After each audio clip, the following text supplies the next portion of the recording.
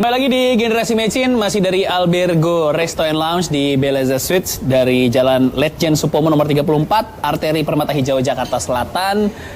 Semakin hangat kita ngomongin masa depan Golkar pasca 2019. Tadi saya juga nanya terakhir ke Mas Jerry ya. Ada upaya internal untuk meredam suara-suara supaya tidak terlalu semakin gaduh gitu, Mas Ya, Jerry? jadi memang ini yang menjadi pemberitaan mungkin baru-baru ini. Ya. Soal soliditas partai dan juga soal suara. Ya. Tapi saya ingin sampaikan bahwa 1-2 bulan belakangan ini kalau mungkin teman-teman bisa lihat pemberitaan di media dan juga mungkin di media baik cetak maupun juga elektronik itu kan banyak yang memberitakan bahwa Pak Erlangga itu disambut sedemikian meriahnya di daerah ya, baik itu di daerah Jawa, Sumatera, Kalimantan bahkan sampai Sulawesi ya, kampung saya. Dan juga di situ disampaikan deklarasi dukungan. Ya. Okay. Artinya memang teman-teman kita di daerah, ya, pengurus-pengurus Golkar di kabupaten, kota, bahkan juga di provinsi, banyak yang sudah menyatakan sikap untuk mendukung Pak Erlangga untuk melanjutkan kembali sebagai ketua umum. Ya. Okay. Artinya memang sebagian besar ya, tentu ini menjadikan masukan buat kami bahwa ada aspirasi dari bawah, aspirasi dari daerah yang menginginkan beliau kembali lagi untuk menjadi ketua umum. Ya tentu saja ini bagian dari sebuah penegasan ya, bagaimana kepemimpinan Pak Erlangga itu ternyata di arus bawah, di grassroots, di tingkat kabupaten, kota, madya dan juga provinsi diapresiasi dan juga bahkan ingin diminta untuk melanjutkan kembali ya.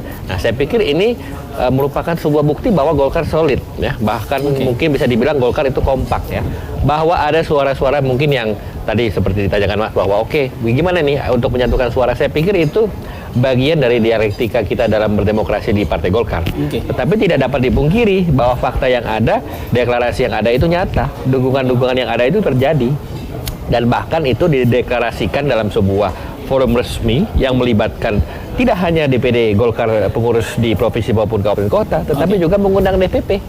DPP yang ada bahkan senior-senior seperti Pak Akbar Tanjung, Pak Agung Laksono ikut datang untuk melihat dan menyaksikan ya dalam kapasitasnya masing-masing sebagai kader Golkar bahwa ternyata dukungan kepada Pak Erlangga ini real. Gimana kemarin? Sebagian besar masih mau Pak Erlangga, jadi Pak Bamsud apa udah ada start untuk pemenangan di Desember mungkin dari sekarang atau gimana? Jadi gini Mas, politik ini kan dia tidak bisa, dia unpredictable. Ya, saya tahu itu. Jelas sekali. Jadi kalau pakai pepatah dia bilang dalam lautan bisa kita ukur, dalam hati siapa tahu. Oke. Itu pepatah tidak pernah salah. Ya. Itu satu. Yang kedua, pakem di Golkar tuh sebenarnya cuma satu.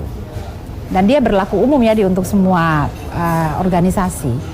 Itu taat asas dan tertib di barisan. Tertib barisan itu bahasa saya. Artinya apa kalau kita bicara tentang dukung-mendukung, saya pikir itu kan sesuatu yang sebuah keniscayaan saja kalau saya. Tetapi kembali lagi ke yang tadi kita bicara soal percepatan Munas dan sebagainya. Kita harus bicara dalam kerangka aturan. Kita nggak bisa keluar berpikir wild, nggak bisa. Dan satu-satunya yang memutuskan nanti Desember, or November, atau September, itu hanya pleno. Karena di pleno lah, itu semua keputusan diambil.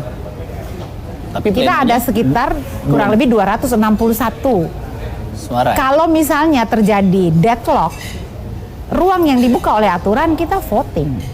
Dan kalau voting itu menginginkan Munas bulan let's say September or Oktober, ya diputuskanlah di pleno. Itulah yang mungkin kita bisa membaca langkah ya, bisa membaca sehingga kenapa pleno tidak pernah bisa dilaksanakan.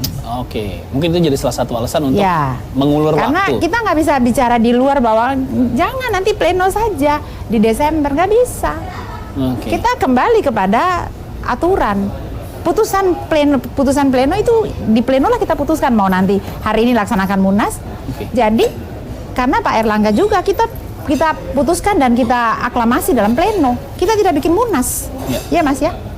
Beliau itu kita putuskan menggantikan posisi ketua umum Bang Novanto. Itu kita angkat di pleno.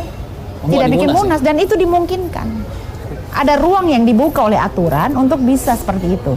Artinya apa? Kembali lagi yang saya bilang tadi. Kalau menjalankan organisasi ini dengan sistem, siapapun ketuanya, itu menurut saya bukan masalah. Karena sistem sudah jalan. Oke. Jadi kalau saya sistem sudah bagus, ketuanya lebih bagus, kita bisa memenangkan pertarungan ini. Tujuan ke 2045 yang dicita-citakan oleh the founding fathers Golkar itu tercapai.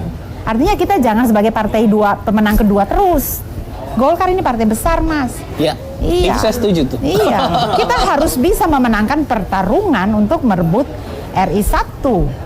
Jangan kita jadi RI 2 terus dong. Ya, itu tujuan. Tujuan daripada kita berorganisasi, berpartai, itu kan merebut kekuasaan. Ya. Bagaimana cara kita merebut kekuasaan? Ya dengan cara-cara yang kita harus mengkonsolidasi dengan baik. Kalau konsolidasi tidak jalan dari tingkat pusat sampai daerah, menurut saya bullshit. Oke, berarti menurut Mamarin harusnya 2024 Golkar punya kader untuk dicalonkan RI 1 ya? Harus ya? Ya, Karena harus. udah 2 periode tidak ada Iya. calon dari kader Iya Golkar. dong. Oke, makanya dinobatkanlah Pak Bamsud sebagai salah satu calon terkuat Kami sekarang. harapkan. Oke. Iya. Nah, untuk langkah-langkah Pak Bamsud menuju ketua Golkar, apa sudah ada persiapan dari sekarang? Sebenarnya dukungan banyak ya. Dan kalau Mas lihat sendiri di banyak itu link-link berita Oke. yang memberikan dukungan ke Pak Bamsud itu memang datang spontan. Oke. Karena gejolak itu terasa sampai ke sana. Bahwa memang ada dukungan yang lain diberikan kepada Pak Erlangga. Saya pikir ini kan kita belum bisa memetakan. Kita bisa bilang 50-50. Tetapi nanti yang nanti memutuskan nanti pada saat Munas. Oke.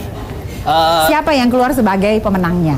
Oke, saya mau nanya, mungkin kita di segmen terakhir, sebelum Munas berarti apa lagi yang perlu dilakukan menjelang konsolidasi dan saya nggak mau bilang perpecahan, kayaknya terlalu chaos gitu ya. Iya. Saya mau bilang suara-suara riak lah dari Golkar menjelang Munas.